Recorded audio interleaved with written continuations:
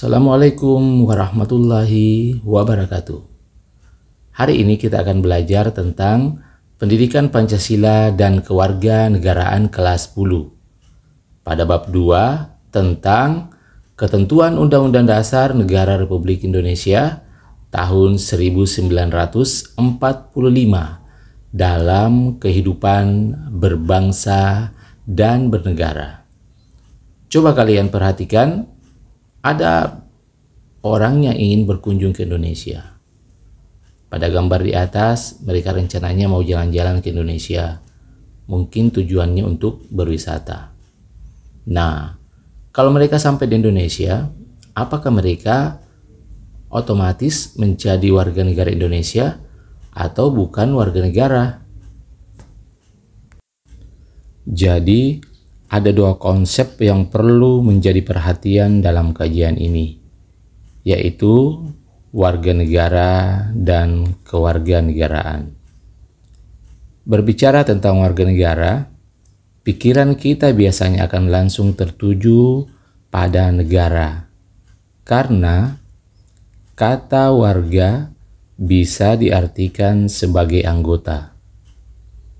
Warga negara merupakan anggota dari sebuah komunitas dan organisasi kekuasaan yang disebut negara. Selain itu, kita harus juga mengetahui tentang apa yang dimaksud dengan penduduk dan bukan penduduk. Penduduk adalah orang yang bertempat tinggal atau menetap dalam suatu negara. Sedangkan yang bukan penduduk adalah orang-orang yang berada di suatu wilayah, suatu negara, dan tidak bertujuan tinggal atau menetap di wilayah negara tersebut. Pada gambar berikut, kita sudah dapat membedakan yang mana yang dimaksud warga negara dan bukan warga negara. Warga negara adalah orang yang secara hukum merupakan anggota dari suatu negara. Sedangkan bukan warga negara adalah orang asing atau warga negara asing. Jadi, kalau orang tersebut mau ke Indonesia untuk berwisata, berarti dia masuk bukan warga negara.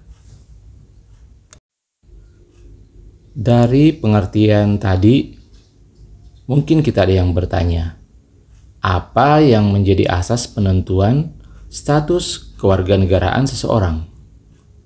Jadi begini, tiap-tiap negara itu mempunyai kedaulatan penuh untuk menentukan siapa yang menjadi warga negaranya.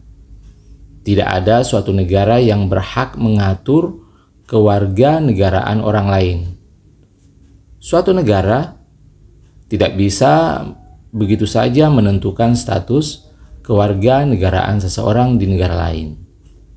Terdapatnya kedaulatan negara untuk menentukan siapa-siapa yang menjadi warga negaranya boleh jadi menyebabkan tidak seragamnya pengaturan hukum kewarganegaraan antara negara yang satu dengan negara yang lain.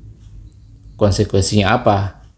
Tentunya orang yang telah diakui bagi warga negara suatu negara tertentu mungkin diakui pula sebagai warga negara lain, atau justru sebaliknya, orang sama sekali tidak memiliki status kewarganegaraan.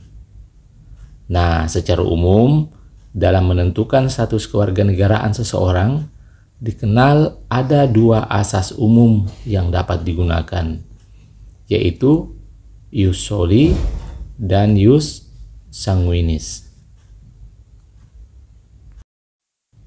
Selanjutnya, asas-asas kewarganegaraan Indonesia. Yang pertama adalah asas ius soli atau kedaerahan atau tempat kelahiran, yaitu kewarganegaraan seseorang ditentukan berdasarkan tempat kelahirannya. Misalnya, seseorang dilahirkan di negara B, sedangkan orang tuanya berkewarganegaraan negara A, maka ia adalah warga negara B. Jadi menurut asas ini, kewarganegaraan seseorang tidak terpengaruh oleh kewarganegaraan orang tuanya, karena yang menjadi patokan adalah tempat kelahirannya.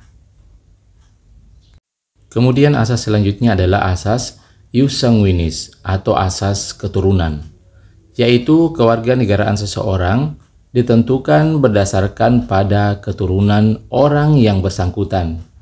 Misalnya, seseorang dilahirkan di negara A, sedangkan orang tuanya berkewarganegaraan negara B, maka ia adalah warga negara B. Jadi berdasarkan asas ini, kewarganegaraan anak selalu mengikuti kewarganegaraan orang tuanya tanpa memperhatikan di mana anak itu lahir. Selanjutnya pada status kewarganegaraan seorang penduduk, ada yang dikenal dengan nama apatrid. Adanya seorang penduduk yang sama sekali tidak mempunyai kewarganegaraan. Misalnya, seorang keturunan bangsa A yang menganut asas ius soli lahir di negara B yang menganut asas ius sanguinis. Orang tersebut tidaklah menjadi warga negara A dan juga tidak dapat menjadi warga negara B. Orang tersebut tidak mempunyai kewarganegaraan. Selanjutnya bipatrid. Adanya seseorang penduduk yang mempunyai dua macam kewarganegaraan sekaligus atau kewarganegaraan rangkap. Misalnya, seseorang keturunan bangsa B yang menganut asas ius sanguinis lahir di negara A yang menganut asas ius soli. Karena ia keturunan bangsa B, maka ia dianggap sebagai warga negara B. Akan tetapi, negara A juga menganggap dia warga negaranya berdasarkan tempat kelahirannya. Di samping kedua asas tersebut, dalam menentukan kewarganegaraan seseorang juga dipergunakan adanya dua stel sel kewarganegaraan, yaitu stel sel aktif dan stel sel pasif. Stel sel aktif yaitu seseorang harus melakukan tindakan hukum tertentu secara aktif untuk menjadi warga negara atau dikenal dengan nama naturalisasi biasa. Sedangkan stel sel pasif yaitu seseorang dengan sendirinya dianggap menjadi warga negara tanpa melakukan suatu tindakan hukum tertentu. Ini yang biasa disebut sebagai naturalisasi istimewa. Berkaitan dengan kedua stel sel tadi, seorang warga negara dalam suatu negara pada dasarnya mempunyai hal-hal sebagai berikut, yaitu hak opsi, yaitu hak untuk memilih suatu kewarganegaraan dalam stel sel aktif. Kemudian hak repudiasi, yaitu hak untuk menolak suatu kewarganegaraan atau stel sel pasif.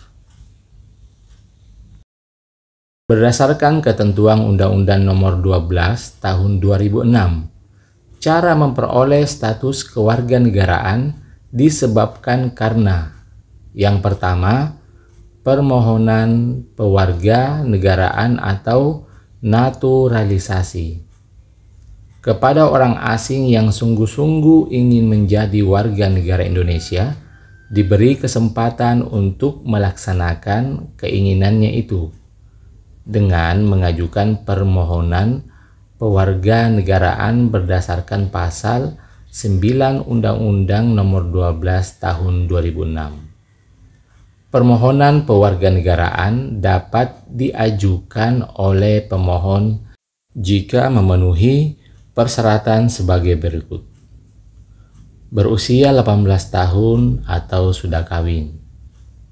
Selanjutnya, sudah bertempat tinggal di wilayah Negara Kesatuan Republik Indonesia paling singkat 5 tahun berturut-turut atau 10 tahun tidak berturut-turut. kemudian sehat jasmani dan rohani, dapat berbahasa Indonesia, serta mengakui Pancasila dan Undang-Undang Dasar 1945. Tidak pernah dijatuhi pidana yang diancam pidana penjara 1 tahun atau lebih. Jika memperoleh kewarganegaraan Republik Indonesia tidak menjadi berkewarganegaraan ganda. Kemudian mempunyai pekerjaan yang tetap, serta membayar uang pewarganegaraan ke kas negara. Berdasarkan ketentuan pasal 23 Undang-Undang Nomor 12 Tahun 2006, kewarganegaraan Republik Indonesia dinyatakan hilang karena beberapa sebab. Bagian A, memperoleh kewarganegaraan lain atas kemauan sendiri. Bagian B, tidak menolak atau tidak melepaskan kewarganegaraan lain. Bagian C, dinyatakan hilang kewarganegaraannya oleh Presiden atas kemauannya sendiri, dengan ketentuan telah berusia 18 tahun dan bertempat tinggal di luar negeri. Bagian D, masuk ke dalam dinas tentara asing tanpa disertai izin dari Presiden.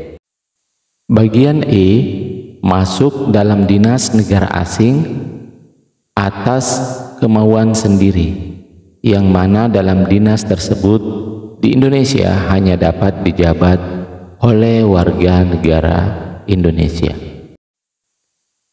Pada bagian F, mengangkat sumpah atau menyatakan janji setia kepada negara asing atau bagian dari negara asing tersebut atas dasar kemauan sendiri.